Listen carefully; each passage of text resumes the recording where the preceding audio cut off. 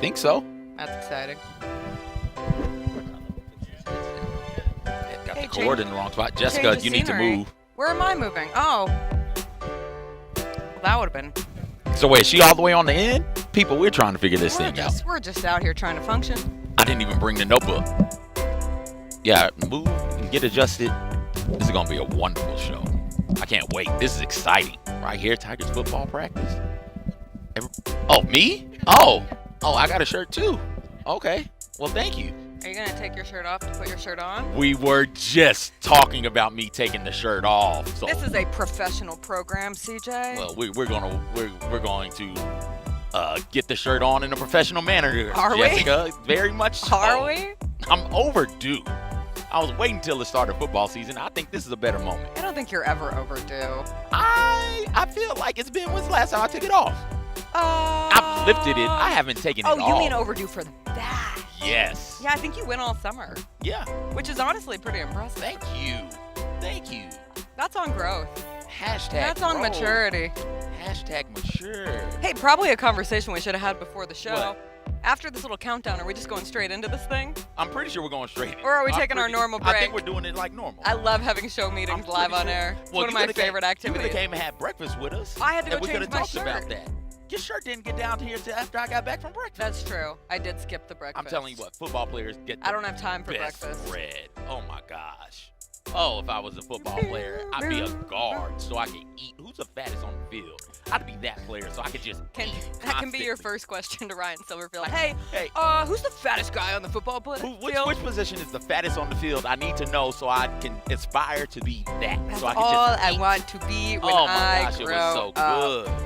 What was the song? I listened to a podcast. Oh, It was a long outta drive. I here. only listened to the song when I have my little 5-minute drive. It's a 5-song drive, Matt. Well, I listened to a 25-minute podcast. Disappointed in you.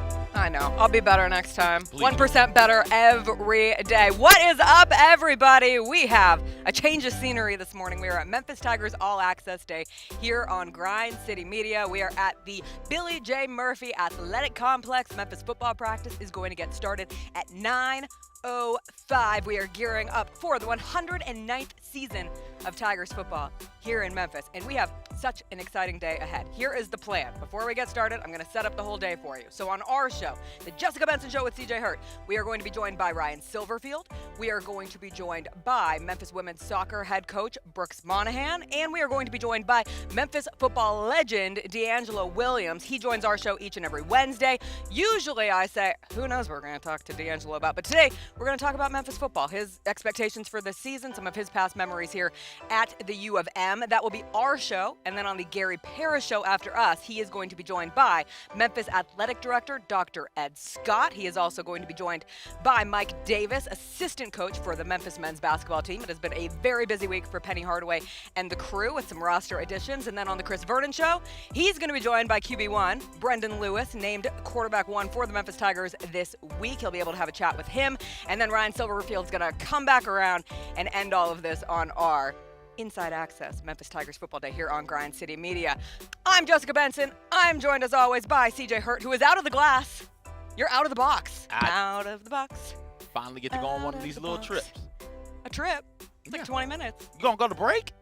I just asked you. I told if we you were we're taking doing. a break. I told you we're guess doing we're it like taking normal. a break. My Did I bad. not say we're doing it like normal?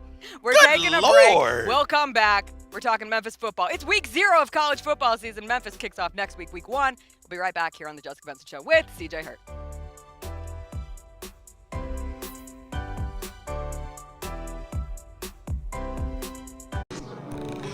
The boys mine.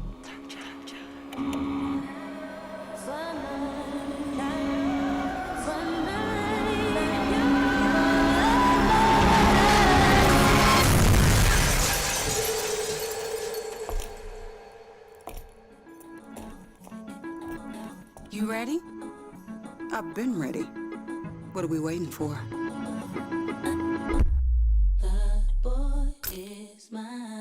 Kroger shoppers and Grizz fans. Want exclusive last-minute discounted ticket deals texted straight to you? Sign up with the new Kroger Buzzer Beater deal.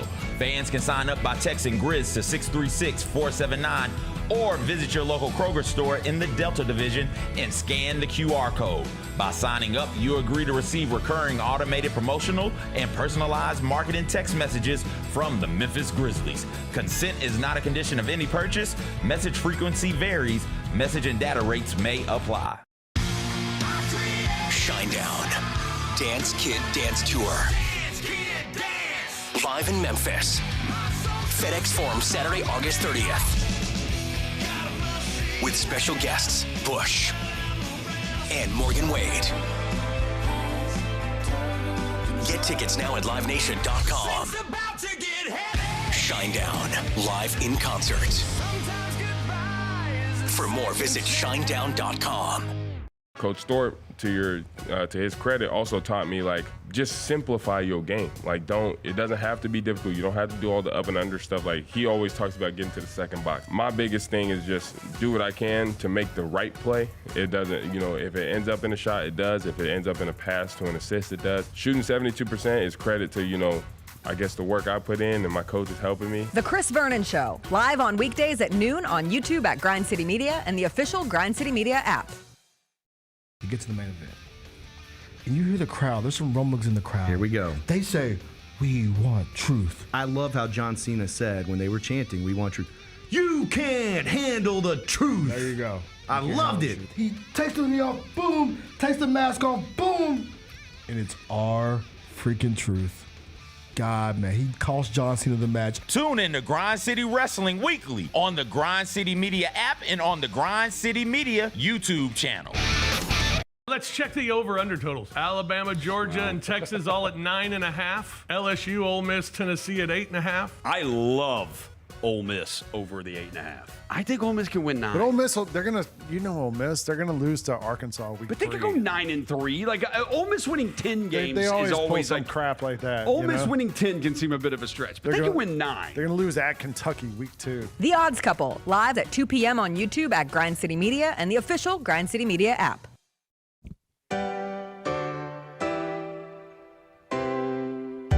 Feels great to feel the sunshine. Gotta own the day like it's all mine. Just got paid in his own time. Been working hard, I've been on the grind. I deserve this feeling, having my way. I've been on this feeling. This is my day. The sun's out, hey, let's have a little fun now. Hey, I wanna let it all out. Hey, that's what it's all about. Hey, hey, 'cause I deserve this feeling, having my way. I deserve this feeling. This is my day.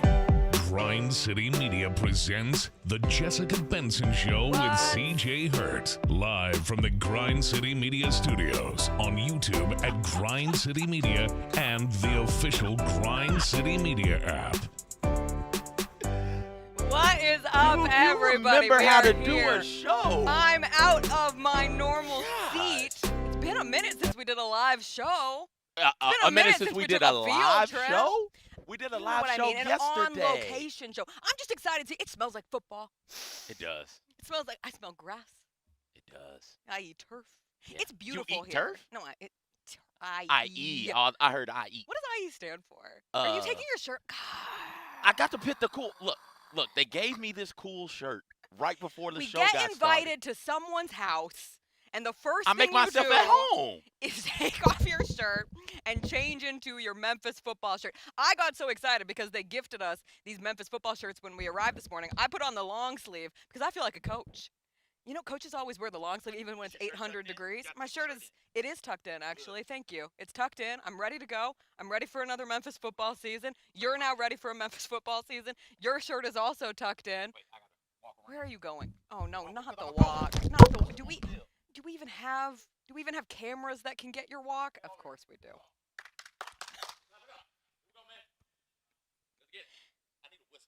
No, you don't. The last thing you need is a whistle in your life. You can ask Ryan Silverfield for a whistle when he joins us in about 5 minutes or so. No, I don't think he's going to give you his whistle. Do coaches use whistles anymore? That's a great question. I would assume so. Yeah, you should probably put on a microphone because I don't know if you remember how to do a live show. But we are here, and now you have your shirt on, you have your mic on. We've talked about it all week. I get up for week 0. I am someone who is inspired by week 0 of football. I can get all in on Farmageddon. I can get excited for Kansas State, Iowa State, and Dublin, Ireland. I can get excited for Hawaii, Stanford. But here in Memphis, we have to wait until week 1. But that is when Memphis will play Chattanooga. Camp is winding down. We are getting into next week will be the first game week of the season. And that's what it's all about. Look at us here. It's an exciting time. Are you taking notes? Jessica, you Are don't you know going this. full coach mode? You don't know this. First off, we got plays going on up there, and so I'm jotting down for my Madden and for my college football one. Okay. 2, I also have to keep track of the times of the topics. So I'm writing down the time we started talking about a topic and the other time. When I be over in that booth and you think I don't be paying attention, I just be You're goofing around, working. clicky clacking. Oh my I'm gosh. typing, I'm working. Wow. So now that I'm behind, not in the cage anymore, now that we now you're out of the cage I'm and you out are of the- doing just fine. Now I got it. Yep. You How we're didn't have to starting do today. that. I did. I You did. did I not was have to do that. overcome with song. I'm just so excited to be here. No, but when we came up with the idea to do this Tigers All Access Day, one, it just makes sense. It's a great opportunity for multiple voices from the University of Memphis athletics department and various sports from women's soccer to men's basketball to football, have the chance to get to know some more personalities, learn about these teams. And when it comes to the football side of things, it makes extra sense because there are so many new faces on this Memphis football team. For a group that is returning just 3 starters this year, brings in about 50 transfers. You just had one of those transfers come in this week because he got cleared for a 7th season of college football. Like, this is a new era of college football, and there's no room for transitionary years because Memphis will be expected to be a contender for the American Athletic Conference this year. Yeah, Excuse me, the American American. Conference. Get That's it right. on me. The American. Yeah, and it's the transfer portal is a gift and a curse. I hear people complaining when their favorite team loses a player to the transfer portal or loses a handful of players to the transfer portal. All that means is you hop in and you go get somebody else. You go find somebody who wants to be here, somebody who wants to commit. There's a lot of talent in the transfer portal. So go out there and utilize it to best fit you. The expectation is the expectation for the Memphis Tigers football program. In this conference, the expectation is to get to the conference championship game and to be one of the teams in the non-power conferences competing for a spot in the CFP. They've had a couple of really good seasons that hadn't culminated in conference championship game appearance and a conference championship outright. But here's hoping. Who knows what would have happened though had that dirty cheater not given them the plays. Who would have known? I'm just saying. We'll maybe never know. maybe they knock off UTSA, and maybe it's a different story. But put the past in the past. Excited to be out here. Looking forward to the future. It's going to be a great season for the Memphis Tigers. Yeah, coming off an 11-win season last year, 10 wins the year before. The natural progression would be what's next? An appearance in the AAC 12. championship. The AAC, God, that's really going to throw me off. American? Why do you hate American so much? Because it's the American Athletic Conference in my mind. But as we just the move American. forward in the continued transition weren't we of trying to- the American. Weren't we just trying to get it called the A? Yeah, we're working on the Just A. the Let's just A. go with the A. Just the A. We'll work it on the A. No, I'm excited to talk to Ryan Silverfield. Cortez Braham is the wide receiver who just got his clearance this year, was granted an injunction to play a 7th season. He played at Nevada. They, of course, have now named here at Memphis Brendan Lewis, Nevada transfer, QB1 for this season. And oddity. On the Johnny Unitas watch list. Absolutely. And I say oddity just because Seth Hennigan's been the guy for the last 4 years. So you have a situation where Seth Hennigans of college football are few and far between, someone who played all 4 years. Now you have someone like a 6th-year college football player in Brendan Lewis. I know they're really excited about him, dual threat, what that offense is going to look like. But you just have so much turnover for him and Cortez to already have a relationship from Nevada. I would assume that's to their benefit, given that Cortez Braham just got here. Like, you wonder how quickly someone can get acclimated enough to be a part of this program. And I know Coach Silverfield yesterday said he expects Braham to be dressed game 1. And it's just a matter of how everything looks. And we'll get some more from Ryan when he joins us in just a few minutes. But between the defensive changes that they have, tons of new players on that side of the ball, it just feels like the number one thing we're going to say over and over again is tons of new faces at this position, tons of new faces at this position. I'm really excited for 2 players coming off of injuries last year. You have Sutton Smith and Greg DeRosier. And especially Sutton Smith, someone who goes down first game of the season, was expected to be that RB1, even with the guys they brought in last year, and for him to come back and have the opportunity this year, it should present an exciting opportunity for this Memphis group to put it all together. Absolutely, absolutely. And Ryan Silverfield has shown an ability to gel things. He's gonna have to do it a bit quicker than in years past. But like he's got that ability, he's shown that ability, and that's this time of the year in the preseason.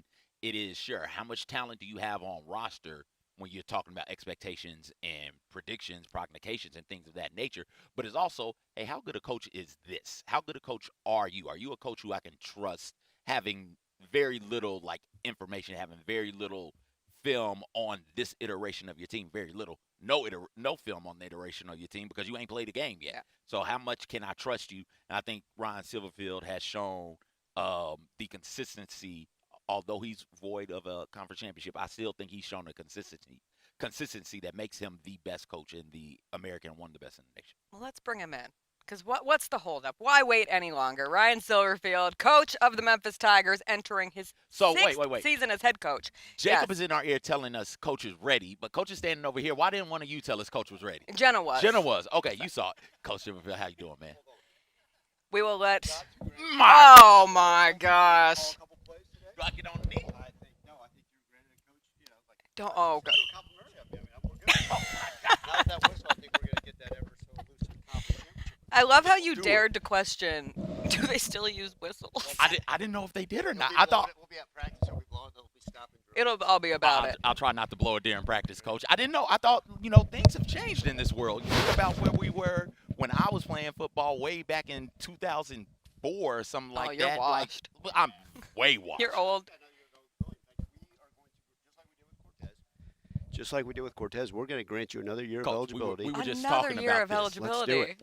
What is Spread the this position out. where I can be the largest at, so I can eat all of the delicious food that you guys have? Head football coach. That's I've been working on it now for quite a while. It's the buffets are plenty. I think we still got some breakfast up in the facility. He already I hit ate it. He's been at the breakfast buffet. Coach, they said, CJ, you hungry? I said, I'm hungry. They said, go get you some food. Oh, is that your to-go box over there? Yeah, it's mine. That's No, mine. that was the nice box I that know. we were given with these great. I'm ready to be on staff. I love except you have the long sleeve too. I feel like a real football coach move is it's 90 degrees outside and you're still in a long sleeve Sweats and all dry that fit. stuff. What more could you ask? You guys look sharp. I bet you were excited not to have outdoor practice yesterday. Well, it's I think it's part of it, right? Getting acclimated to this heat. But it's there's been some days we've been out there, and I think it's gonna be plenty warm at Simmons Bank Liberty Stadium at 3:30 kickoff for Chet. 3:30 kickoff, Simmons Bank Liberty Stadium, Memphis, Chattanooga. This is your sixth season as head coach. And I wanted to start with, we were talking in the opening just about how many new faces there are. And I'm sure every year is different for you going into a training camp, going through a training camp. But specifically, what has made this one so different than the others? Yeah, I think part of it is just and I heard you guys say it earlier, so many new faces, right? Trying to get a feel for them. Yes, we've seen their film from transfer portal. We've seen their film from high school. But just trying to get used to their personalities, how you can coach them, how those different things. So I think with going into any season, there's angst, there's, excitement. But for this one, it's kind of like there's so many new challenges by trying to not only, hey, what can they handle X's and O's wise, but how do they learn? How can we teach them? How can we push them? And that's been fun. I think a lot of coaches, this is my 27th year coaching, Jessica. Now, this is as different as any year I've ever had. Obviously, there's comfort in having Seth Hennigan back and all those things. But to come into this year with all these unknowns, it's exciting. It's a little nerve-wracking, but we're ready to get after it for sure. I'm always so curious for someone who 27 years of coaching and now 6 years as a head coach, but you're still learning too, right? Like even though you get to this point in your career where you're the head coach of a Division I football program, who do you go to learn still? Like who are you looking to for inspiration to answer questions as you go into this season? Yeah, I think that's great. I think if I stop learning, if I stop a growth mentality, then shame on me. And I think that's so important. A couple years ago, I went and visited, even though he's younger than me, but we've got great admiration for one another. Went and visited Dan Lanning out at Oregon, right? A young head coach who's had some success. Sometimes even though Mike Norvell may not have had the season he wanted in the past, we can still get on the phone and talk about things, right? It's so unique because this portal, this NIL, all these things, sometimes I'd say, okay, could I talk to Coach Saban about this? But things have even changed since he's been out of the game. And so I think part of it, don't worry, my wife gives me plenty of advice at home anyway, so she tells me all the things other than play calls, what I need to do. So I got a handful of people that I can go to. And look, we've got such a tremendous staff here. And I think that's been part of it, is realizing as the head coach here, no matter how much experience we've had, no matter the successes and the downfalls, there's people within our own program that I can go to day in and day out to kind of find the answers that we need. And I'm going to keep searching. And I always tell our players this, if I don't have the answer, it's my job to figure it out and find it out and continue that growth mindset. And I think that goes on for the rest of my career. Who are coaches who have reached out to you? So often we think when we see you're a young coach, you've obviously got to be reaching out to some of the older, wiser statesmen of the game, but you've been head coach here for a while. Are young coaches reaching out to you? Yeah, and I think that's part of it. We've been fortunate, right? Starting to create our own coaching tree here of guys that have gone off now to be head coaches. Even Kenny Dillingham, right, who was a grad assistant here, who's now having success at Arizona State last season, who had a rough first year. And sometimes it's just words of encouragement, like, listen, put your head down and keep going. Guys I've known throughout my career, Lance Taylor, the head coach at Western Michigan, things like that. Mike and I bounce ideas off each other, Norvell, right? Even Lanning at Oregon, who's had a lot of success. And then sometimes you get some of these NFL, coaches that will sit there and say, hey, what are you guys doing schematically? That's something unique, as some of these NFL coaches now try to implement some of that stuff.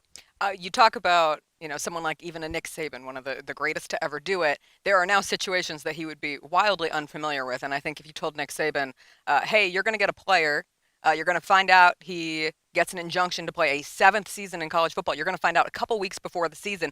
Welcome Cortez Braham into the mix. He'd be like, excuse me, how does this work? How did that work? And as Cortez now has joined the team and will be available for the Tigers this year. I think it goes with the ever-changing ways of college football, right? I think by next week, there'll be a new rule, right? Hey, there's 8 transfer portal windows, right? There's all these, everybody's going to an 8th year of college eligibility. Who knows? But with Cortez, it's a young man that we had actually eyes on when he initially went into the portal after their season. Obviously, having their quarterback here, a lot of that film was, wait, who's this young man he's throwing to a lot that has the opportunity to come play here? And then what ended up going down with this whole thing, without getting into the weeds of it, is that a lot of the junior college players, which Cortez at one point was a junior college player, thought, hey, my career, I'm extended 1 more year. The Diego Pava rule. Shout out to Diego Pavia. Yeah. Big right? Diego Pavia show ever since he was at New Really? Mexico State. Yeah, I was Okay. obsessed with him at New Mexico State, and then now here he is at Vanderbilt. But that is one of the interesting things about college football, is you get these players who can have breakout years that some people, the real sickos, know about, but not everybody is familiar with their name. And now here Diego Pavia is in the SEC Netflix show making headlines going into another season. I didn't take you for a huge New Mexico State fan. Oh, I'm in Coach, every... all you have to do is be a non-power team knocking off a power team. She loves you.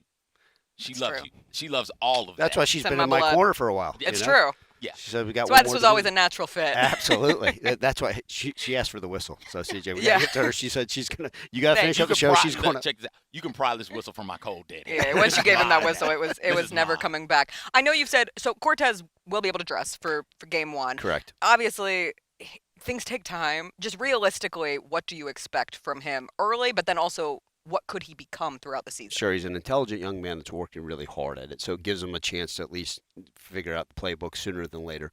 But a lot of it, you just got to understand, like, I know he was working and training on his own, but there's a big difference between coming out in the Memphis heat and training with 115 of your brothers every single day and grinding and lifting the weights.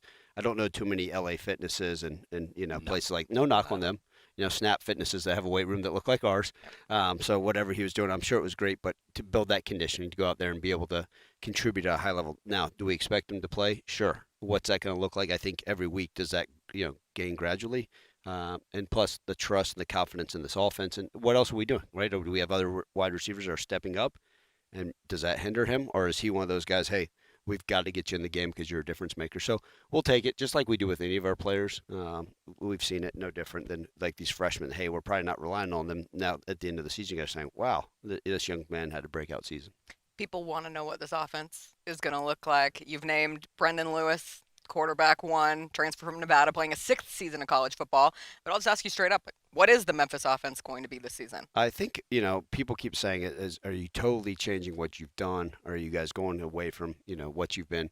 No, it's still the same offense that we've been running now going into year 10 here. It's a combination of a bunch of different things. Every year has its own wrinkles, and every play has its own elements to it. So I think you sit there and say, well, we didn't see Seth run the ball a bunch, but there was opportunities for him at some point where he said, you know what, I thought this was a better option and get 6 yards on the handoff than me keep it and get 3.5, right? And so maybe Cortez says, hey, there's going to be some more quarterback keep stuff. He is a different type of athlete than Seth, and we all know my affinity and love for Seth, but Cortez brings a different, unique skill set as far as the ability to run. And so maybe that's part of it. But for the most part, it's going to look very similar. Just like everything, get our playmakers the ball and see what we can do. But we're going to line up and run the football. We're going to be mostly 11, 12 personnel and see what we're capable of. What did Brendan do throughout this camp that helped him win the starting job? I think the biggest thing, let's start with spring football. 15 practices of spring football. Then you're allowed 10 OTAs. And you combine that, really 25 modified practices and a scrimmage, and then roll it into training camp, right? And really for the first 10 practices of training camp, now you're looking at a 35 practice sample, and you get a feel for, okay, what is this young man capable of?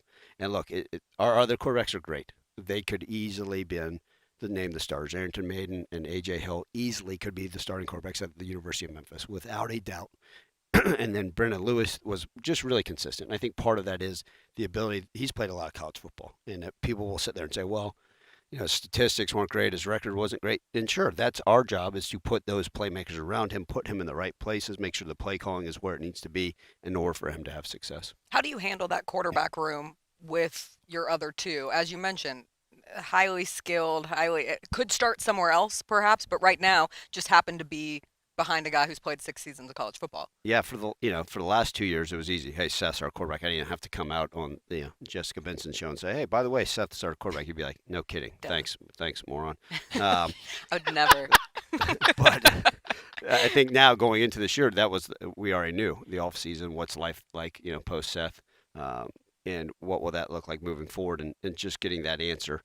So we don't go to every room and say, okay, hey guys, here are the starting wide receivers, just so you guys know. But the quarterback position is unique. It's unique to every team in college football, and we know that. And so we sat down with them and said, hey, here's the situation. And I think part of it's being transparent the entire time, right? After 3 practices of spring football, okay, tell me guys, by watching the film, what do you think it is, right? Then, 6 practices in, always being open and honest with the guys, not fluffing it, just trying to say, hey, here's where we're at. And I think our guys have an understanding of that. There was no major surprise, I don't believe, in that quarterback room. And what you want is a bunch of young men said, okay, great. Whenever my name is called or my number is called, I'll be ready. And so we always tell those guys, most teams play multiple quarterbacks during the season. Hopefully we stay healthy, but we want them to be prepared. We want them to game plan. We want them to study the film, take as many notes, work as hard, if not more so, than when their name's called, they'll be ready to go. If it's not this year, then next. Coach, I find it fascinating how much film you guys have to watch. You got to watch high school film. You got to watch junior college film. The transfer portal's open, so now you're watching film on these various people who have entered the transfer portal. Read a Commercial Appeal article. Y'all got an international punter also, so you're watching international film. Like, how do you get somebody from Australia to come through and say, all right, come be a part of our football program? I mean, I've always said I wanted to recruit Melbourne, Australia. I thought it was good, right? Like, go to Sydney, maybe go see the Grand Ole Opry, go to Melbourne. Grand Ole Opry's in Nashville, isn't it? Well, the original one. Come on now. And Australia. Go to Down Under. I didn't know that. Yeah. Wow. Why would I didn't know that. I'm sorry, One I'm of not the most Australian. beautiful international Maybe go to Ayers Rock, monuments. the Great Barrier Reef. Only thing I know about Australia is whatever they told me in Finding Nemo. I knew you were going to say Finding Nemo. That's it. But that's it. Willoughby Way, Sydney. I hate to tell you this. Pete Sherman. I have not seen Finding Nemo. But It's okay. There's still time. Well, good You're news. busy. It's only been out 20 years. I know I've got another 20 years of watching Disney movies in my near future with my kids. So, so no offense to Finding Nemo. Okay. But I think we've got to look everywhere. Yeah, right. It's like, hey, originally when we first got to Memphis, it was let's recruit, things that make sense, right? Alabama, Arkansas, Tennessee, within our geographical, landscape, within driving distance, where people say, hey, yeah, within a 5-hour distance, because there's so much talent. Mm-hmm. This transfer portal has really opened things up. And then now, over the years, this Aussie punting style has become a thing. Last year we had an Australian punter as well, and I think that's part of it. So you get these groups, these clinics that kind of put stuff on. You get film from it, and you watch a young man that's all the way from Australia coming here now as our punter. That's amazing. Okay, who is a player who you do not think enough people are talking about going into this season? That's a great question. I think, we know Sutton Smith got hurt last year, and a lot of people just say, what is he? How do you come back from an ACL? Greg Duosier, I think, is a real talent, right? We got to see flashes of him in the bowl game versus West Virginia versus Tulane and what he's capable of. Obviously, people forget he broke his collarbone in the game. And what happened was Mario Anderson had such a big season. I think that was part of it. I think we got a lot of wide receivers that people really don't know their names. So I think what's going to end up happening, we're going to see these guys like a Jakari Caldwell that we haven't talked about much, right? A C.J. Smith. We know he's a freak from the athletics list. A freak from the athletics list, yes. Right. We got Marcelo Bussey, a guy returning. I think because we had so many wide receivers that came back from the previous seasons. Everybody wants to talk about the quarterbacks, all those things. And then I think, at the end of the day, we've got 2 corners that are really, really legit. Well, now we got a bunch of corners that are legit, but we have a guy, Armarion Duke Cooper, okay, jersey number 1 will be starting at one corner, and then Chauncey Logan, jersey number 2, will probably be starting at the other corner spots. And I think those 2 dudes are really, really good, and I think Memphis fans are going to be really excited to watch them in action. I know the offensive line is, you don't pick favorites. It's like a parent. You don't pick a favorite child, but maybe you always just have a smidge of extra for the O-line, given your background. And I heard you say in your media availability yesterday, Chris Adams, your left tackle, and you said this is someone who has the potential to be a high draft pick, so someone you see NFL talent in. Tell me a little bit about him. Yeah, Chris, in fact, just before coming out here, was told that he made the Senior Bowl top 300, which means NFL scouts eye him up as one of the top prospects. And he's a guy that transferred from Old Dominion a couple years ago that is really athletic. Started for us at left tackle last season. Was a 2-year starter at ODU at both tackle spots. And I think you just got a young man like that this day and age, we lost another O-lineman to the portal in the middle of spring football, and he told me it was all about financials. It had nothing to do with his love for this place. He's from around here, but it was all about the financial gain to go somewhere else. Whereas Chris said, you know what? I know I've got the opportunity to compete for a championship here. I've got the opportunity to get drafted from here, and I love what we do here. I love Memphis. I love the school. I'm going to get my degree from here, and all those things start checking the boxes, and that's what makes him so special. Coach, I want to ask you one quick question, because 'tis the season for coach speak, and you are a coach. And I wanted to ask you, if you could only have one coach speak phrase that you have to use for the rest of your life, which would you choose? What a question. 1% better every day. Got a lot of guys who just love to compete. Yeah, I mean, is it just saying we're all in and everything we we're do? all in. We're all in. Mine is, hey, we just take it one game at a time. Yeah. Like if you pull up my string, just pull it. Hey, one game at a Mine time. is, we just got to watch the film. Find the best version of yourself. Focus on the daily task at hand. We're not focused on any of those other things. I mean, the next game you could is just the biggest watch. You game. could probably just watch the press conferences and say, I think he said it for so many times. But yeah, I've got a lot of them. All right. Be the best version of yourself. Go Tigers, go. Best version of yourself. Go Tigers, go. Coach, you're going to be back with the Chris Vernon Show later today. We are going to take a quick break. Big thanks to Coach Ryan Silverfield for joining us this morning. We will be joined next by Memphis women's soccer coach Brooks Monaghan. They got a huge win over Ole Miss this past weekend. That is 3 wins over Ole Miss in a row for Memphis women's soccer, something they've never done in program history. We'll talk with him about it after a quick break.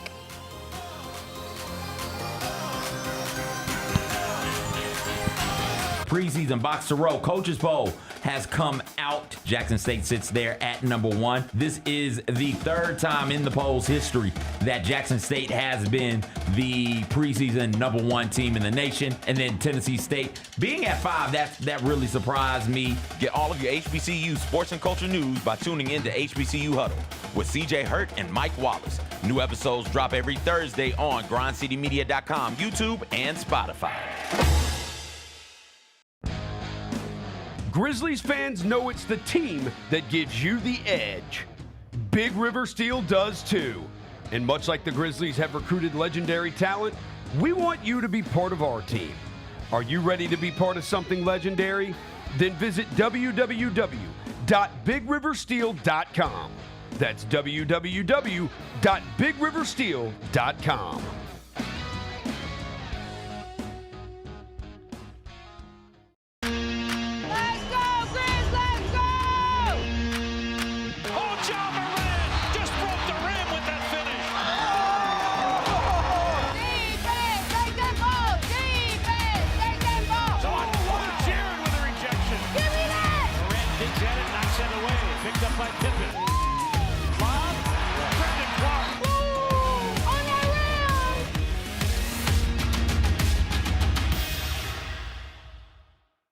Sonic Radio. Welcome back to Sonic RNDIO. That spells radio with me, the CIO. This just in, the new Sonic $1.99 menu lets you build a crave-worthy meal for just $1.99 an item, whether that's a creamy shake, crispy tots, or a quarter-pound double cheeseburger. This just out. Ostriches. They're mean, not very cute, and in my opinion, way too big for a bird. Don't miss the Sonic Fun 99 menu. 5 items, always $1.99. Live free, eat Sonic. Tax not included. See menu for details. Speaking of Adidas, are these the hardened 10s? Yes. Yes. I guess so. From what you guys don't sound too excited. It kind of looks like when you flush the toilet in the water. Yeah, it's like a whirlpool. Like a Want to be phone positive? Yeah. Want to be phone positive? Or artists just making some paint up and they just Looks like phone positive material. Yeah, or a Yeah, thumbprint. like- The Sneak Fest Show, live Tuesdays at 2 p.m. on Grind City Media on X, YouTube, and the official Grind City Media mobile app.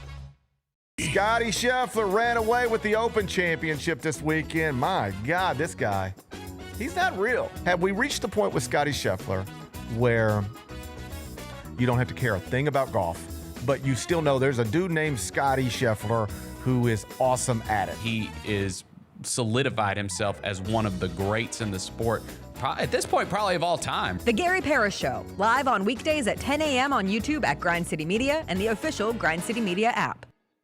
What is the biggest Summer League accomplishment so far for this Grizzlies team? Tuomas Isalo filling out his coaching staff. The Ryan Saunders hiring was essential. It was big time. You have a veteran NBA voice there. Hey, Grizzlies fans, be sure to tune in to Grizzbeat, where the panel and I break down all things Grizzlies and take a look at the rest of the NBA as well. The show is live every Wednesday, 2 p.m. on YouTube at Grind City Media and the official Grind City Media app.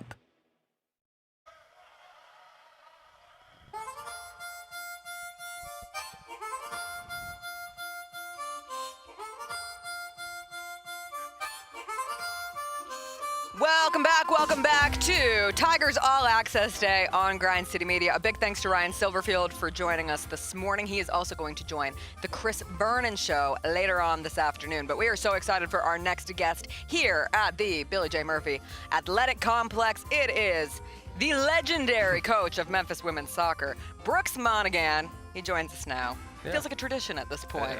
Yeah, let's make it one. Catching you early in the season. Yeah. Well, hey, it's the perfect time to talk to you because you guys just had a huge win over the weekend. I know you're early in the season, 2-0, which is a great way to start. Yep. But you beat Ole Miss. Yep. And I know you're a coach who's never going to make too much out of that, but everyone else wants to make a big deal that Memphis has now beaten Ole Miss 3 straight times that they have played, which has never happened in Memphis history before. What does that mean to you? Yeah, that's what the reporters asked me after the game. I had no clue. But it is. It was in quotes. It's always nice to beat Ole Miss. Doesn't matter what sport you are. But no, I mean, look, I'm a Memphian. I've been here for a long time. Obviously, they're the stepchild down the road. So it is. It's always nice to beat those guys. You say the right things. That's all that matters. Well, I don't know if at it's the the end right of the day. things, but Well, it has to be nice for you from a standpoint of early measuring sticks because you guys have a wild non-conference schedule. We were talking about it in the break, but you had Ole Miss this past weekend. You're going to get number 11 Vanderbilt at home. You also get Mizzou. You have number 6 Tennessee coming here on September 4th. How important was it to you to have this kind of a non-conference test before you go into yet another year in the American? yeah, I think it's huge. We've got a very young squad, right? 1 senior, 2 juniors, and the rest freshmen and sophomore. And a lot of those kids hadn't been in that type of game, right? Just the grind that it takes to get through those games, right? When you play Ole Miss, it's it's a rival game, so it's not always pretty, but you got to bring 110%, not just 100%. So I think it was huge to have a lot of our young kids just get a feel for that because we're going to need that coming down the stretch. Coach, what are some of the things that you like best about your team 2 games into the season? Yeah, I mean, man, there's so much, still to learn. But I just think, it's a pretty tight-knit group. They're very coachable.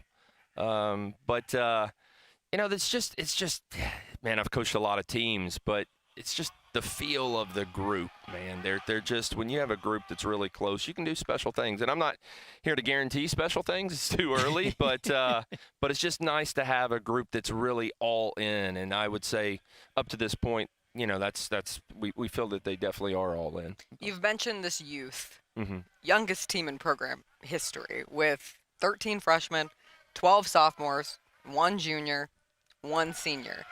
How does that make this year perhaps different for you than years past coaching this team?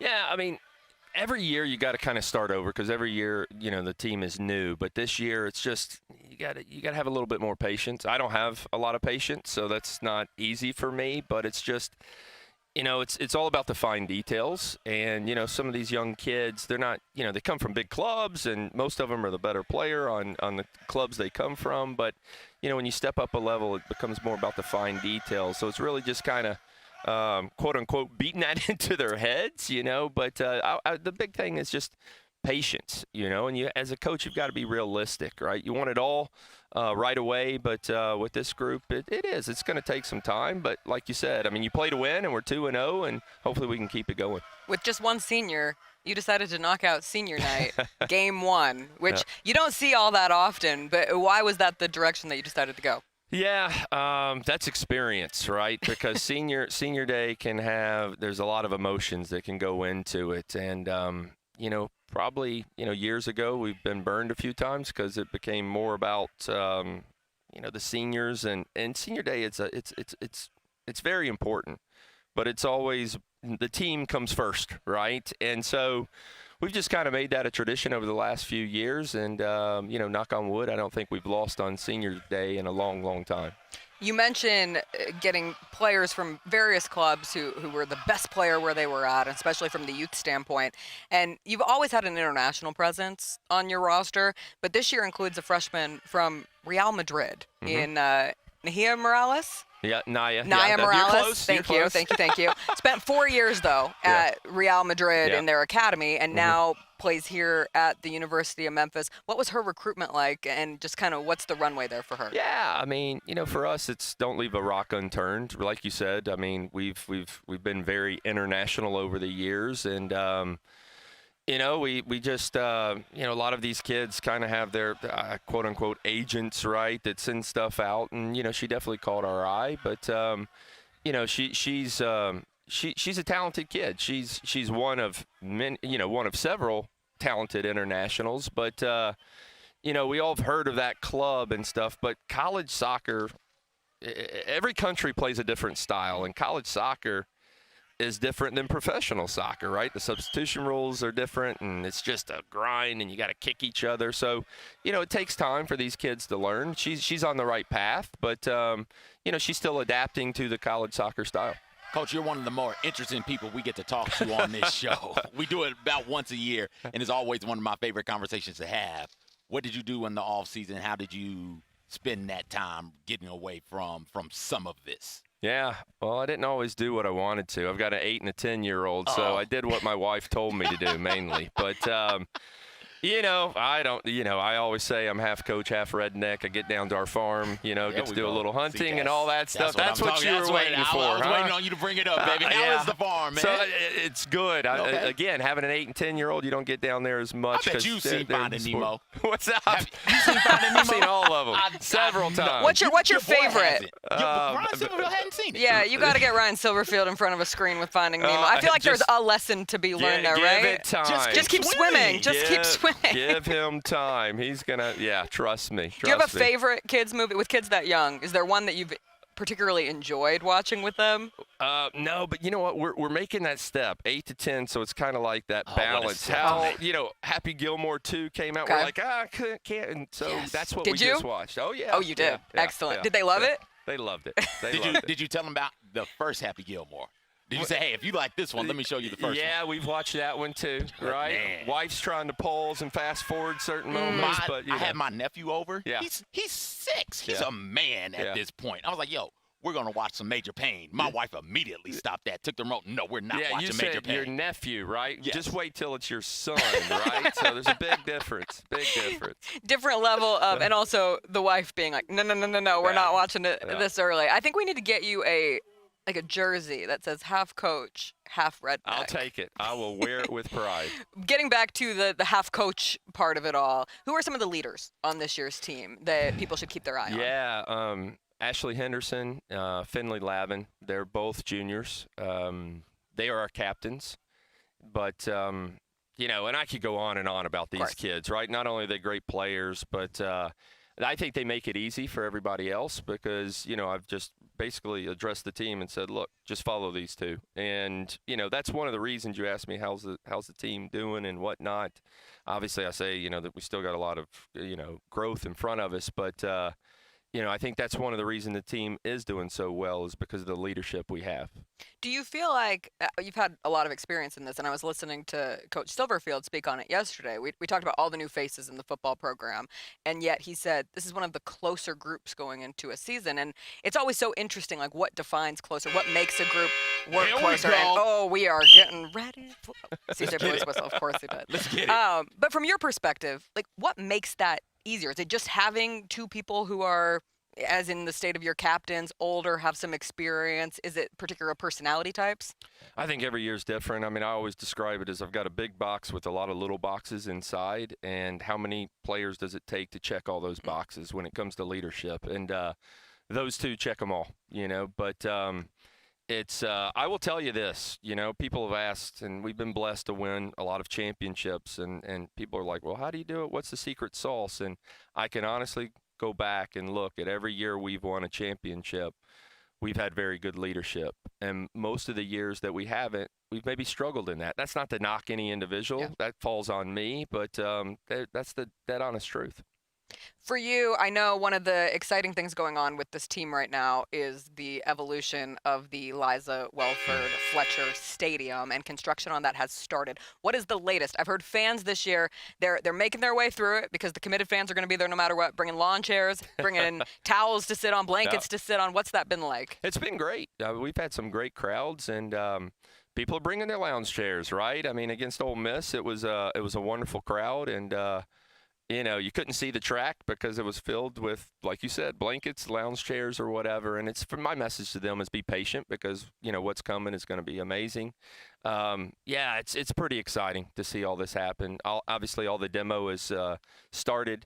I've given my word to Dr. Ed Scott that I cannot talk about when it will officially, you know, we'll dig, you know, start digging or start. Are you going to get to take the shovel and be one of the digs? I always love that. Whether they say I can or not, You're I'll going be out to. there. Okay, Yeah, good. I will be out there for sure. But no, we are getting close, and there's a lot of meetings going on with the architects and everybody, so it is moving in the right direction, and you know, I think we should see some more progress here in the near future. When we talked to you about this last year when it got announced, I talked a little bit about your history with Liza, and we will have another Finish Liza's run coming up on Friday, August 29th. That's at Central Avenue and South Belvedere Boulevard at 4 a.m. for anyone who is interested. But how have you been able to continue to use Liza's memory through the Memphis women's soccer program, and how you're able to share her story with your current team? Yeah, you know, I mean, there's not a day that doesn't go by that I don't think about Liza, and you know, all the kids know the story, right? And you know, it's tough. It's tough, right? I've continued to have a very good relationship with her family, and you know, it's just every time you look over at the stands and you see them down, it's just man, it's. I honestly, Jessica, I cannot wait for that moment when our kids, you know, you do the reveal, right, of the facility, and you know, we've got some plans to really throughout the facility just recognize her and what she meant to this program, and you know, it's just man, it's just something very special that you know, it's hard to put into words that you know, what she meant to this program, and you know, what you know, how we are going to honor her forever. Yeah, it's the definition of a legacy, and Yes. it's something that gets left, and that name will exist far after your time as the head coach. Although at this rate, Coach Monaghan, I think you're going to coach forever. Yeah. Well. Do you feel as young today in the role as you did when you started? Like, I feel like there has to take a certain level of energy to coach a full-fledged college season in any sport, really. How do you tap into that? Yeah, I mean, I think I think I've evolved, and when I first started, I worked with the goalkeepers. I did all the recruiting. I did all the sessions, and now it's all about having people that you trust around you. So now I've become more of a manager, and I really take pride in that. But I still hate to lose as much as I did from day one. I think losing for whatever reason, you think the older you get, and you do this so long, you can kind of accept it. I can't accept it. I mean, something's wrong with me. Right. I mean, I and my poor wife and kids, they have to. So, but no, there's still all the passion. I mean, it's crazy to think, that this is my 26th year. It definitely doesn't seem like that, and still love it and hope to do it for a long time. Coach, you just mentioned the delegating some of these tasks. What was a difficult part, or one of the more difficult parts, about deciding to take a step back and start delegating some of the responsibilities? Great question. I mean, I think the deciding factor, to be honest with you guys, is I've got a lot of friends that have been in coaching, and even have some that have had to go through some counseling with their kids at an older age because they weren't there for them. And as much as I love coaching, I love my family more. And, that was a big part of it is, you have, I started later in life. You have a lot of friends to say that, it flies by. And I pocketed that, and so there's no way if I was, in my early years, doing all the recruiting and everything, if I were to still do that, I'd be a terrible dad. I'm not going to lie. So I'm blessed to have great people around me that make me look good, and let me be in the role that I'm in. And it's worked. It's not just because you got the farm and you call yourself God, half I redneck. wish. Like that Hey. answer right there, Coach, honestly, truthfully, that answer right there is what makes you so interesting and compelling. The thoughtfulness that you have when making decisions and going about things is why I enjoy personally having you come on as often as we do. And I think that's part of the reason, just recklessly speculating, I think that's part of the reason this program has had the success that it's had. You seem to be a very thoughtful, intentional, and purposeful person, and I appreciate that, Coach. Yeah. My wife's number is 901-42. Send the text. I'll call well, her, I was gonna say. I need you. You said there. My wife would say there's something wrong with me, and I'm like, as CJ's talking, I'm like, it sounds a lot like there's a lot. I like you, right. I like that you, fits man. with Coach, that. you're doing it right, baby. like If you're out there recruiting, if you're out there dealing with the goalies, if you're doing the micromanaging portion of running the program, who the hell's gonna go home with the kids and watch The Incredibles? Who's gonna teach them about Lion King? Who's gonna sit down with them and show them Fern Gully and some of these other classics? You've got me figured out, man. It's the recipes. Last thing before we let you go, because we're getting the cue that our time is coming to an end. Because of your work on the farm. Yeah. One, what is your favorite thing to do on the farm? You get what you add. No, my favorite thing is probably just to ride around in my buggy and sip on a cold.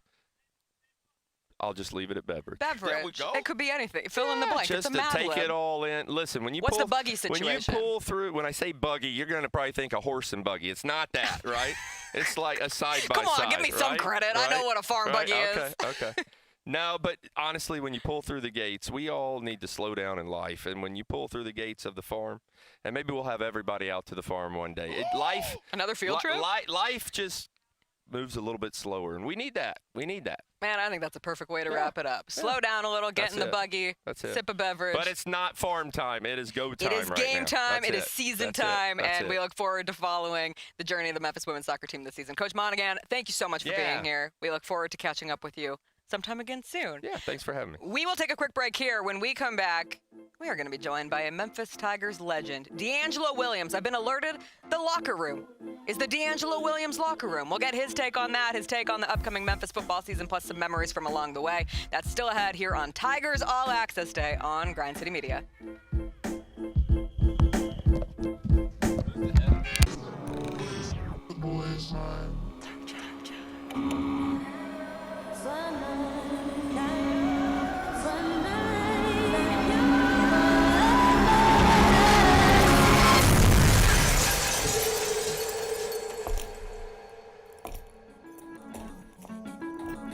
You ready? I've been ready. What are we waiting for?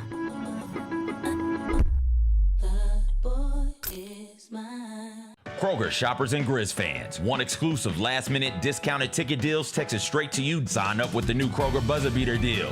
Fans can sign up by texting Grizz to 636-479 or visit your local Kroger store in the Delta Division and scan the QR code.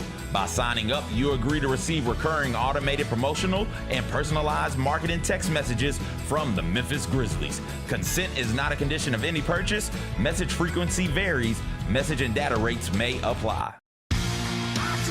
Shinedown. Dance Kid Dance Tour. Live in Memphis. FedEx Forum, Saturday, August 30th.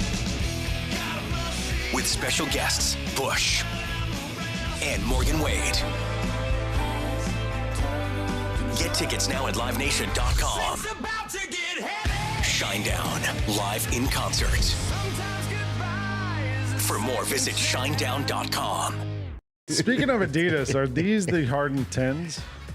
Yes. Yeah, Yes. I guess so. From what You guys don't speculation- sound too excited. It kind of looks like when you flush the toilet in the water. Yeah, it's like a whirlpool. Like a You know, whirlpool. want to be phone positive. Yeah. Want to be phone positive. Or artists just making some paint up and they just Looks like phone puzzle material. Yeah, or It a does look thumbprint. like- The Sneak Fest Show, live Tuesdays at 2 p.m. on Grind City Media on X, YouTube, and the official Grind City Media mobile app.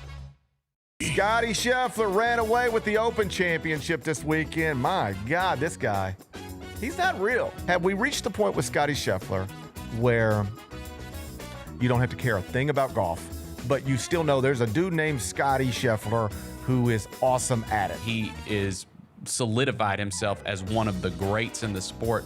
At this point, probably of all time. The Gary Parrish Show, live on weekdays at 10 a.m. on YouTube at Grind City Media and the official Grind City Media app.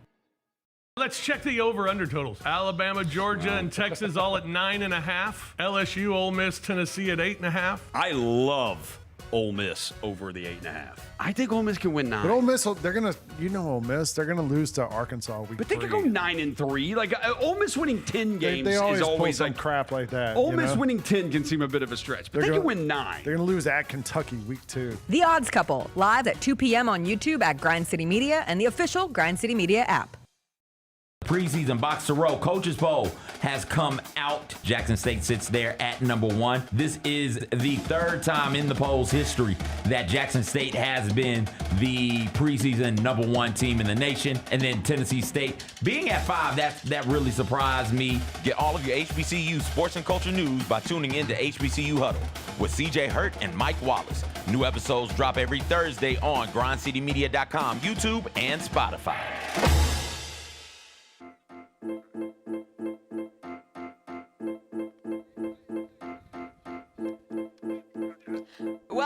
Welcome back. It is a perfect day to have DeAngelo Williams on the show because we are in the home of the DeAngelo Williams locker room and former home of DeAngelo Williams. Before we get to him, CJ and I were talking during the break what our go-to coach speak phrase would be. CJ, you asked me specifically to bring this back up. I did. So I did. So I'm you know, thrilled to find out where you're remember going with back in this. the day, You're do we standing still- now. Yeah, I'm not. I'm done sitting. Like, Okay, fine. I don't wanna I don't have stand. the energy to We're sit. they're going to kill us. No, they'll be fine. Okay, They'll fine. be fine. Sean does nothing anyways. I don't even know why he's here. Oh, come on. I come respect on. Sean. I You respect shouldn't. Brandon Lau. You shouldn't. He got a yellow card. I'll tell you why. So, you remember back in the day? I don't know if we make toys like this anymore where you pull them and then they start talking. Oh, yeah. Like a Woody. Jabberwocky. Yeah, sure. Get your head out your ass, son. That would That's be one. yours. That would be one of my phrases. Time to get after it, man. That would be another one. And you standard is a standard. Expectations don't change. Something like that. Those will be the 3. Okay, mine would either be, let's go, or Okay.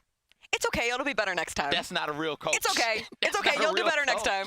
It's okay. Why is Sean sitting You'll be great. now? Yeah, everyone's up. We're all on our feet. We're up. Let's go. All right, we got to talk to DeAngelo Williams. He joins us every Wednesday, and most Wednesdays we go on many journeys with DeAngelo Williams. We've talked about everything under the sun, but today there's one thing to talk about, and that is Memphis football. DeAngelo, what do you feel when you see where we are standing right now in this beautiful athletic complex, this Jealousy? indoor football Envious? practice facility that This you wasn't never here got with the great fortune of practicing in? Jessica, D. I am trying my best. Jessica, I am trying I'm gonna talk to you, Jessica, because I can't talk to that other guy. That other guy that looked like he a knockoff coach. Why are you dressed like that, CJ? What the hell is wrong with you? You got a whistle. You got a damn headset. You got your shirt tucked in. What is the hell? What is wrong with what is? You have lost your damn mind. CJ, can you do some high knees? Yeah, now I want you to just practice. Let's do some high knees. They're about to get going behind us. Is that a towel he has tucked in his shorts? Why are we allowing this? It's a towel. Why are we allowing this? Because every man deserves to live their dream someday, DeAngelo. God. Let's go. DeAngelo, if CJ was your coach, would you awful. respect him? Look, I'm not playing for anybody CJ coaching for because, first of all, you walked around that table had no ass. As a black man, that's an abomination, man. You had no ass just right then. You had a coach's ass. You had a coach's ass. I didn't know you needed ass to coach. Yeah, you do. Yes, you do. You know, back in the days, they wore them damn yeah, they wore them real tight shorts. What do they call them shorts that they used to wear back in the days? The little tighties. The compression shorts? I don't know. No. No, all the coaches wore them. I will back say then. King They wore Meeks in them the loose chat ass said shirts. you're a volunteer dad coach, which is so real, man. so very real. So DeAngelo, you're telling me I got to fly to Colombia, Cuba, where the hell we getting BBLs at, get a BBL, and then I can coach? Yeah. No, BBL, or CJ. just stuff. I'm just CJ. saying, all you got to do is take your shirt out, untuck your shirt. Untuck your shirt. That's all you got to do. Why I got to untuck my shirt? Oh, they live out here. They hype, boy. I don't know, DeAngelo. Every coach CJ, I see out there has their shirt tucked in. Yeah, because actual refs and everything, D. Look. I'm finna tell you something about the University of Memphis and the Memphis program. For you to have all that shock in your voice, we are a top tier program, and we conduct ourselves like one. Okay, so when we go out and we practice, we have the necessary things that we need to make us that Power 5 team that should be going to a conference, that shouldn't be fighting for a conference or trying to pay $250 million to get into one. I'm sorry, I went on that rant. You telling me what y'all need is Jello? Can you please shake that ass for me? That's what y'all need as a good program.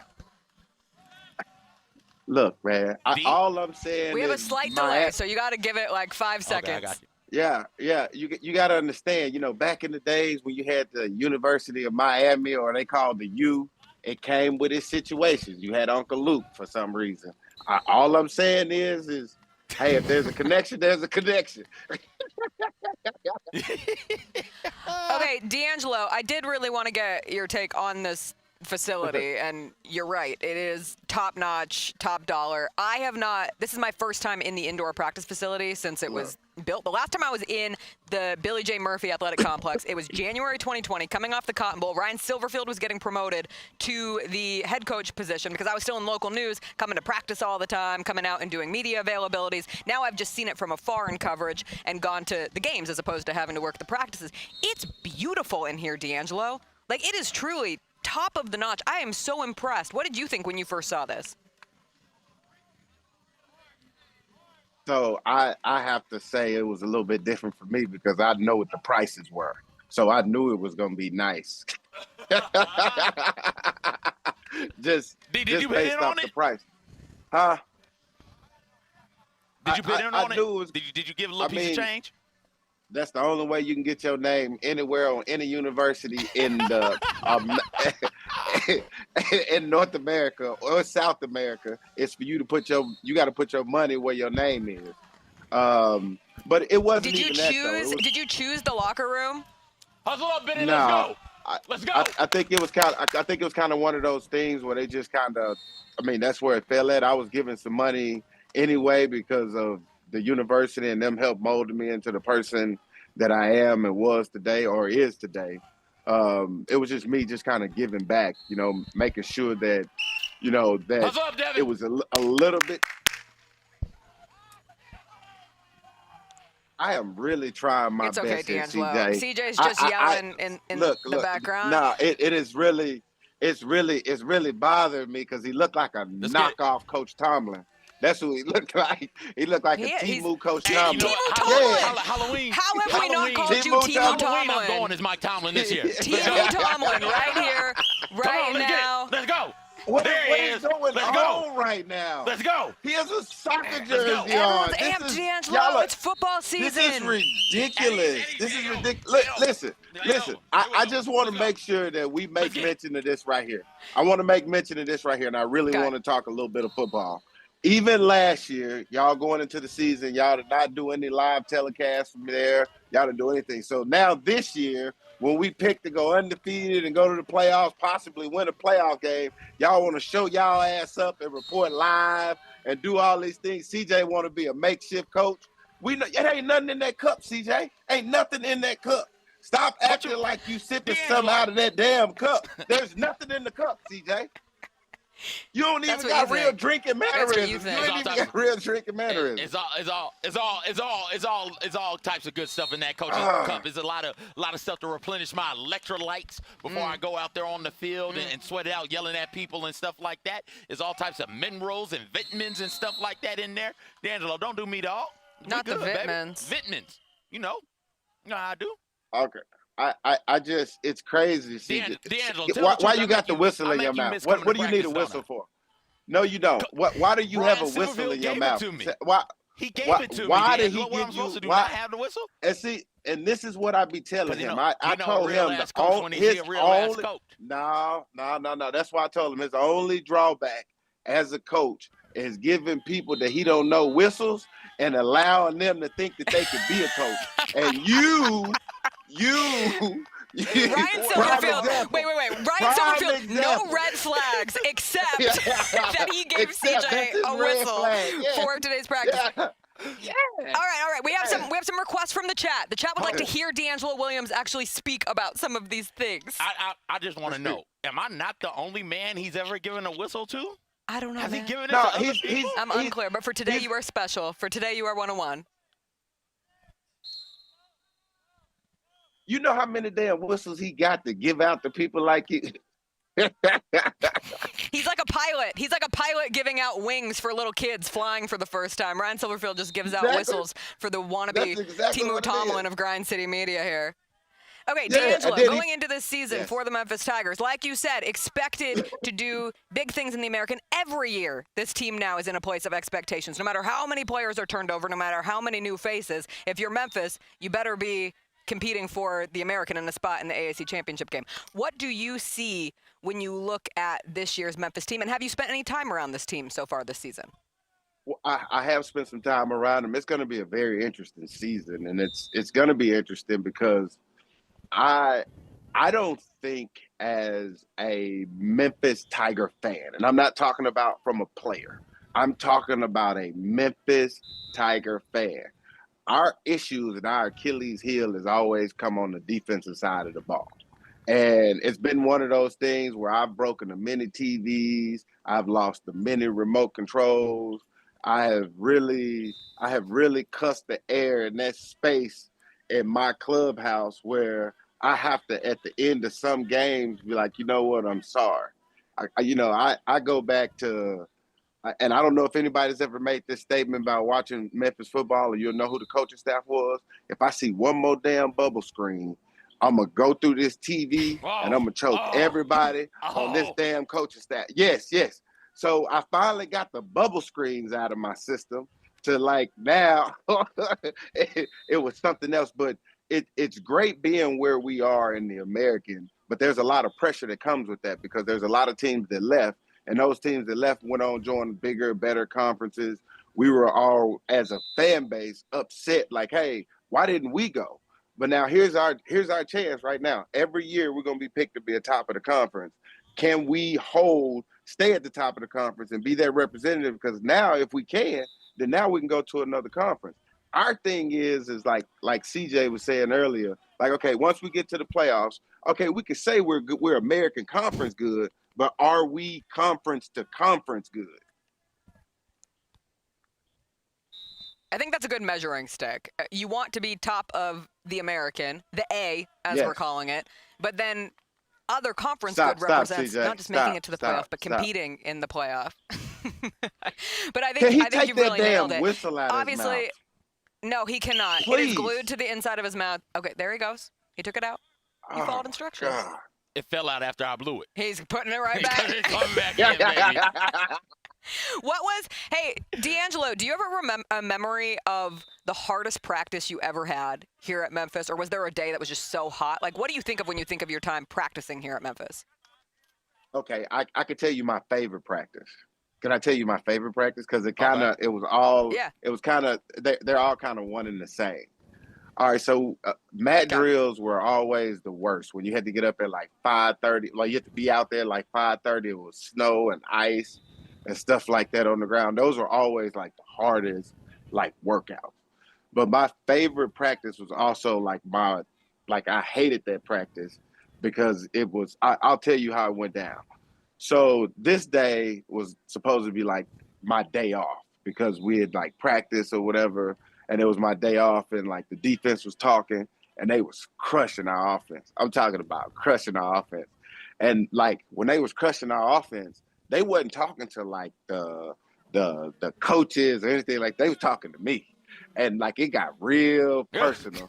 And I was like, it went from like my day off to like I went in and put my shit on and came back out and like stretched, got myself ready and bust their ass. Like I was think you understand. They like, and it was the first time where I was just like, that they really like they talked me out of my soreness. I was that pissed. They was like, yeah, D, yeah, you the whole offense. I was like, no, it ain't that I'm the whole offense. They block a little bit harder when I'm in there. That's a little bit different. Like DeAngelo, we've seen the highlight clips, DeAngelo. Like no disrespect to anybody on that team. D, yeah, you were the whole offense, dog. What are we talking about here? Nah, it was bad. I'll never forget, man. It was Tim Goodwell, man. He looked over to the sideline, was like, yeah, we busted y'all ass today. Y'all didn't want it. Y'all didn't show up today. Y'all got y'all little boy sitting on the sideline. I was like, they don't need me. We got you. And it just got worse. It got worse. Yeah. Oh yeah, it got serious. So then, like after he started talking, then somebody else started talking, and you know how it gradually started picking up. And then every play, the defense would get up and celebrate. And like we got no better. I'm talking about, look, I was like, Coach, let me just go play. He was like, no, you got the day off. I was like, you know what, Coach? You coach, I'm going to play. I went in and put my stuff on. I came back out, and like the coaches and stuff was laughing and stuff. I was like, hey, man, got in the huddle, and I was like, hey, y'all ready? Let's go. Let's do this, man. And we continue to wax they ass. And when I say it was the greatest practice that we had all year because we was full tilt. Coach was letting us tackle to the ground. And I'm talking about ask anybody on that defense. That day, oh boy, we would have beat anybody because we were pissed. Well, I was anyway. DeAngelo's running around. DeAngelo single-handedly. Heisman Trophy candidate DeAngelo Williams. All of a sudden, offense struggles at practice. All of a sudden, you put All-American DeAngelo Williams into the practice, and all of a sudden, the offense looks good. Weird how that works. They figured it out. That's so weird.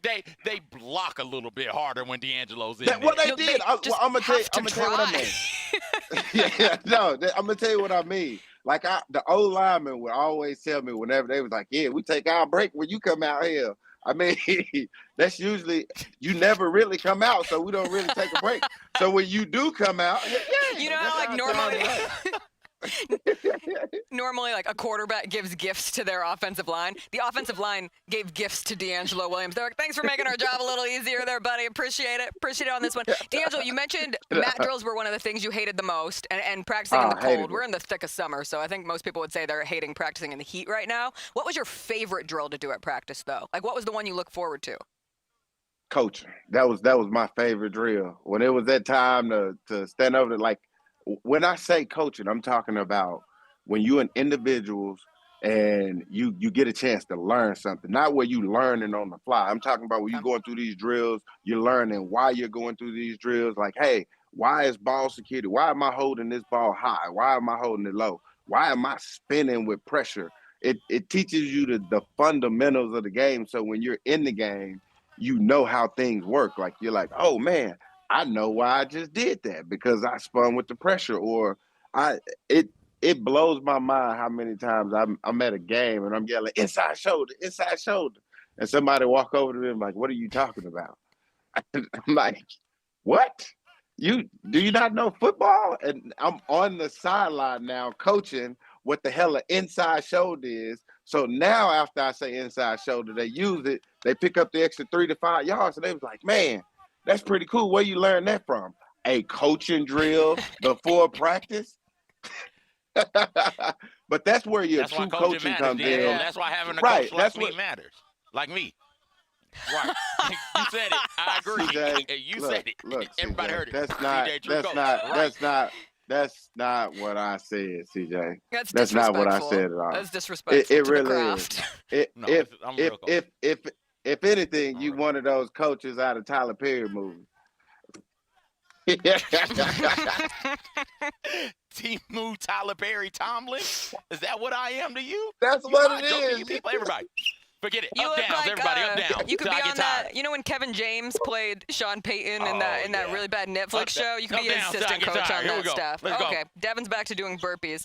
While Devin does burpees and CJ coaches him, DeAngelo, I did want to ask you, a couple weeks you were on the show, you talked about being back in Memphis, trying to meet with the athletic department. I know you sat down with Dr. Ed Scott, the Memphis athletic director, who's going to join the Gary Parrish show coming up next. But you want to be attached to this program, you want to help this program in whatever way you can.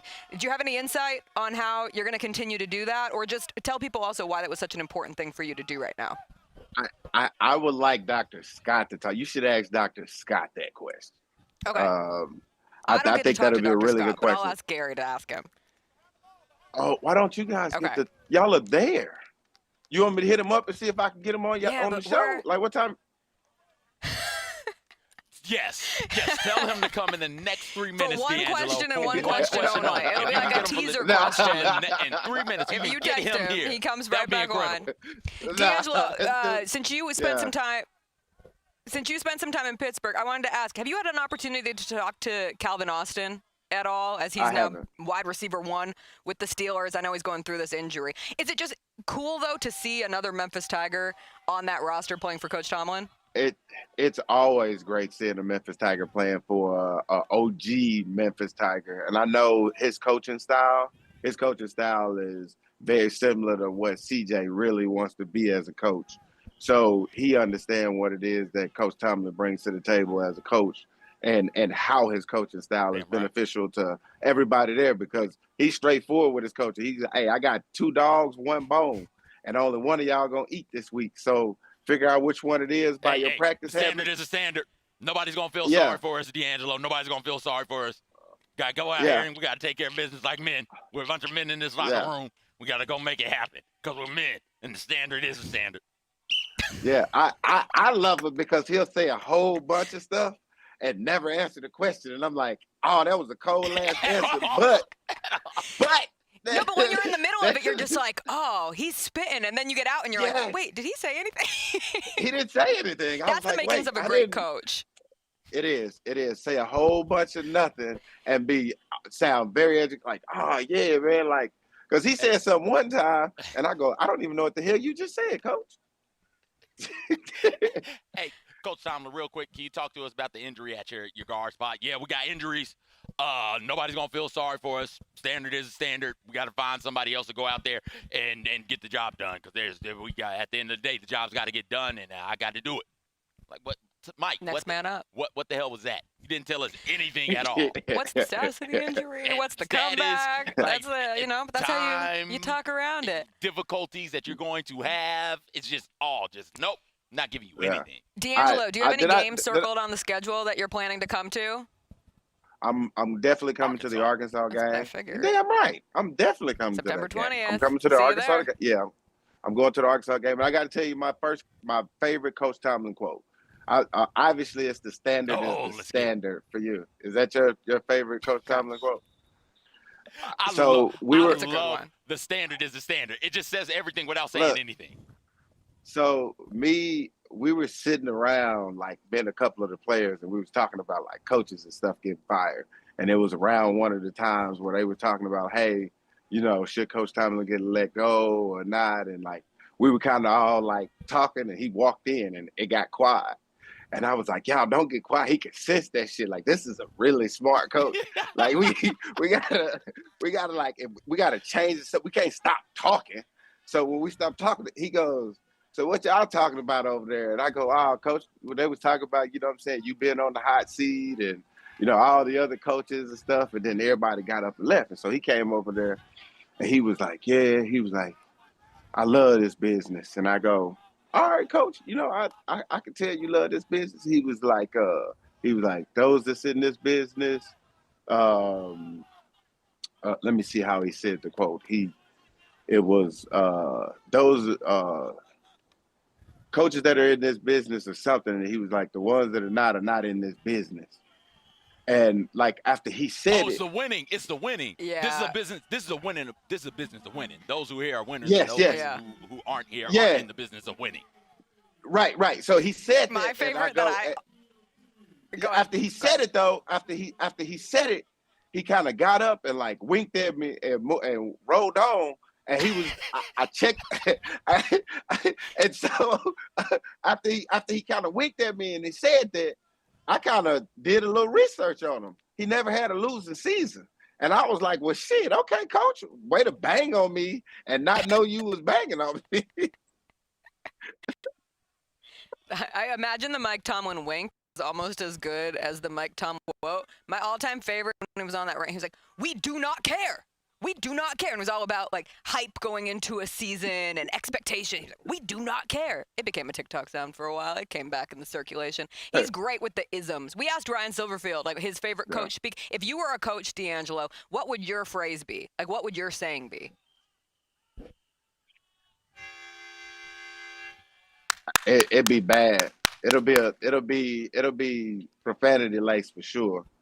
Okay, well, don't get us kicked off the air. Don't drop the F word. That's the only one we care about. Go ahead, you got it. I don't like the rah-rah coaches. So here is CJ do all that, like get your head out your ass. Like I didn't like the coaches like that. My coach, I hated. My coach in college, bro, would slide up to you and have those private conversations that will rip you apart. Like you almost want him to yell at you because the private conversations, like he would slide over and be like, hey man, what was you doing? And I was like, coach, I don't know, man. He was like, well, you know, you could talk to me. You know, after like you fumble. So it was more like, it was more intimate. Like, so, you know, I mean, you could talk to him if there's something you're going through in your life, because that's not something I coach you to do. And I was like, yeah, you know, it's not coach, but so it was one of those, like those one-on-one, like really, you can't escape it. You can't run away from it. So you just had to attack it head on. Those conversations are a lot harder than the conversations where they rah-rah and like, I don't know who he talking to. Know damn well he talking to you, but you can kind of brush it off. Can't brush them conversations off. Those are the coaches that I like. Yeah, the ones that slide next personals. to I you. had a coach pull me to the side during a basketball game. It was just he and I. He was like, hey, I love everything that you do, but you got to stop shooting. It's embarrassing. You're an embarrassment. You're an embarrassment to yourself. You're an embarrassment to the school. You're an embarrassment to this program. And most importantly, you're an embarrassment to your family. Stop shooting. And it just walked away. I was like, all right. But you remember it to this day. Those are effective. Yeah. Traumatized. Yeah. Scarring. I had a coach. I didn't shoot anymore after that. Coach comes. She goes, Jessica, I think you got real promise. Real promise at point guard. You're a good shooter. You're a good passer. You see the floor really well. You're one of the slowest girls I've ever coached. R.I.P. Carly Haugen. She was a real one. But those are those side conversations. Yeah. You want to know what I did? Tried to get faster. I tried my best. I had small, short little legs. Coach West did me like that the Tulane game. Pulled me to the side and but he made sure everybody was watching us. Pulled us to the side and kind of whispered to me, and he was like, "Hey man, you look like you lost a step." And I go, "What?" looked like, I guess my reaction to him saying that, was like why everybody was asking me, like, what did he say to you? And I was like, nah, he ain't say nothing. So, like, I'm juiced now. I can't wait to get back in, like, the next play, because the next time I break away, I'm full gas. I'm running through the back of the end zone. I'm thinking in my mind, I'm going all the way to the locker room. I'm finna show him just how fast. But, yeah, it's the side conversation that get me. The rah-rahs, you can pass those off, but the side ones, the more intimate, because you thought about it, it resonated with you. You had time to change your mind, and you didn't. You kept it the same. So you put some thought into this. Very similar to when CJ got pulled to the side. Like, I was laughing because if you're that bad of a shooter and he had to tell you that, man, you a horrible shooter, bro. Hey, check this out. What the great philosopher Dion Waiters say? I'd rather go 0 for 30 than 0 for 9, baby, because 0 for 9 means you quit.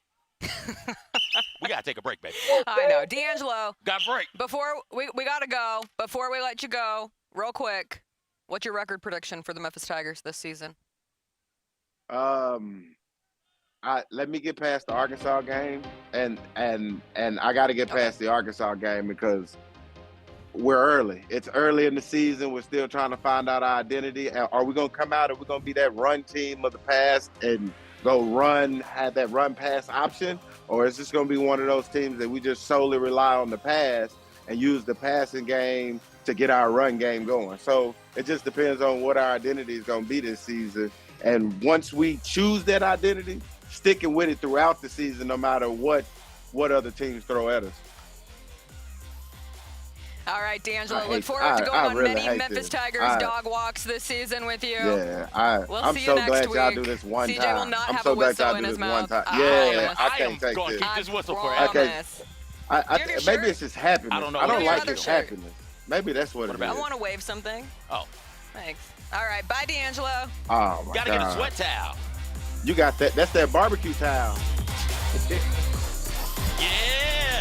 Let's go to break. We'll be back with more on the other side.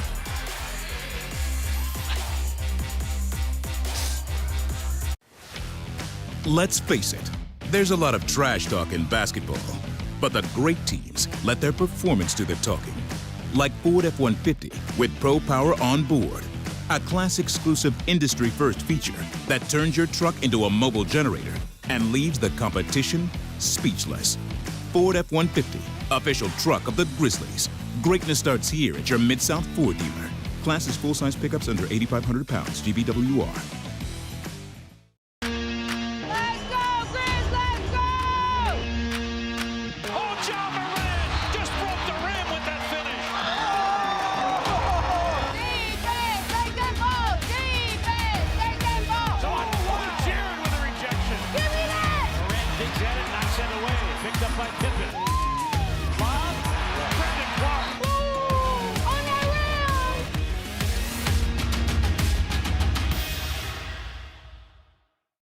Catch us if you can at Southland Casino Hotel and win your share of up to $1.8 million in free play and prizes. Join us for drawings every Saturday in May, June, and July.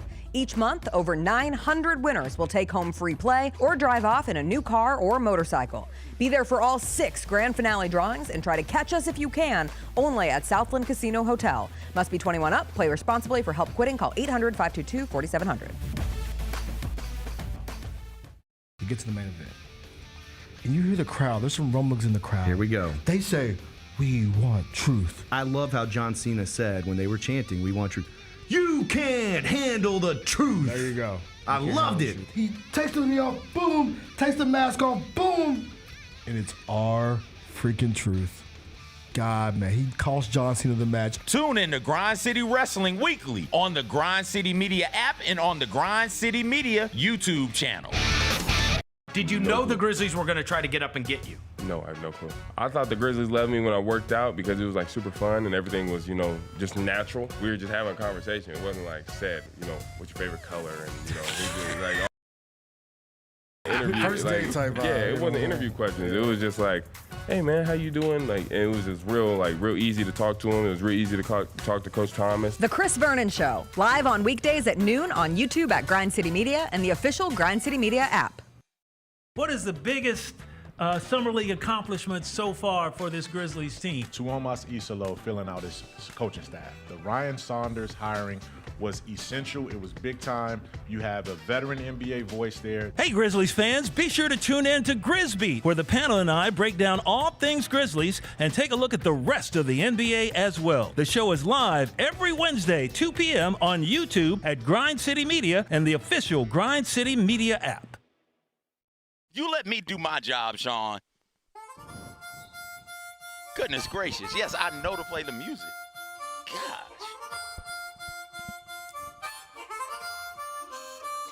All right, we are back to wrap this up. Timu Tomlin now has a hat to go with his hats. We both have hats. He's rolled his sleeves up. Because it's mean business. We have practice That's when today. it means business? We need a real good practice. We got a big game coming up in a couple of weeks against UT Chattanooga. The Mocs. The Moccasins. It's going to be a good one. Real good football team. Real good football team. Real good football team, especially at their level. We got some new guys on the team. Look forward to seeing what they can do out there at the bank. Oh. When we get to the bank. The bank competing for the A.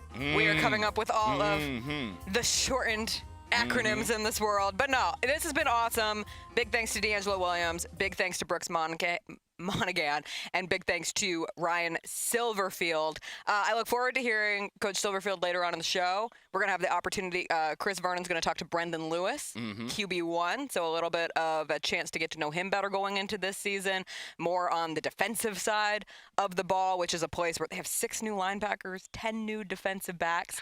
One thing, I know this isn't what people tune in for a football preview show because it's about the football, but I did want to shout out the amount of community service that this team does around the city of Memphis stands out, and I'll call it a dual brag on Memphis and my husband who works at Le Bonheur. And every week throughout the season, those guys are going into Le Bonheur Children's Hospital, and a group of Memphis football players come in and they just hang out with the kids there and play games and do silly dances, and it's one of Chris's favorite things of the season because they do such a good job with it and the kids enjoy it so much. But they are really, really committed. And I was talking to one of the members of the Memphis Athletic Department beforehand, and she said, make sure if you're talking community service, you have to talk about Sam Brumfield. He's in contention, could be a starting middle linebacker for this team. He's from Pearl, Mississippi, and he's like community service guy #1. So even, everything's about the season. Everything's about winning one game at a time, getting 1% better every day. But it's really cool to see how this team is so committed to getting out there in the community and trying to make a difference all throughout Memphis. That's a part of this, right? The large part is what you do on the football field. That's the large part. But the other large part, school, going to classes, and then the other part is, hey, how are you impacting the community around you? And to hear that, and I've been places and seen Tigers football players pop in doing community service events, and it doesn't feel like they're doing community service, right? It feels like they're there genuinely with care and love and a desire to help people in the community. That's huge. That's also important. I love to hear these young men are going out making a difference in their community. And I'm just excited. Football season's here. It's one of the best times of the year. CJ's got his whistle. CJ's got an eye on practice. We got told we get to watch practice. We popping little pads, just a little bit. Just a little bit? Just a little bit. We not like taken to the ground. They got nice little mats out for everybody to land on nicely, softly. Got to work on wrapping up, work on tackling. Yeah. That's what they're doing out there. I remember my very first. Have you ever been to a practice at the University of Memphis? Yeah. I almost passed out. I remember that story. It's a story at this point that's been well reported. Mike Norvell made sure I didn't die at practice as I bailed on media availability and went inside because I thought I was going to pass out. But I remember being here and Anthony Miller was jumping onto the scene, and just there's been so many names to roll through here. The ones who play in the NFL right now, Tony Pollard getting ready for another season, Calvin Austin rooting for him to come off this injury, Kenneth Gainwell, who will be the next one? That's what I get excited about when it comes here with another football season and the week-by-week opportunity for this team. Every week they have an opportunity to control their destiny. Hey, how about that? Gotta control. We control our destiny. Control the controllables. That's all we can do. We control what we can control. This is our show. Next up is the Gary Parrish Show. He's going to be joined by Dr. Ed Scott, Athletic Director for the University of Memphis. Cannot wait for that. First chance for him to talk with Dr. Scott since everything that happened with the attempts to get into the Big 12 this offseason, what it means for Memphis moving forward in the American. Gary will dive into all of that. He'll also be joined by Coach Mike Davis, assistant for Memphis basketball. Then Chris Vernon's going to have Brendan Lewis, Ryan Silverfield again. It is Tigers All Access. This has been so much fun. We love a field trip. We love getting out here. We'll see y'all tomorrow, though. Have a great rest of your day. You want to race? You want to see from 40 to 40? Can we get it on camera? Okay, bye.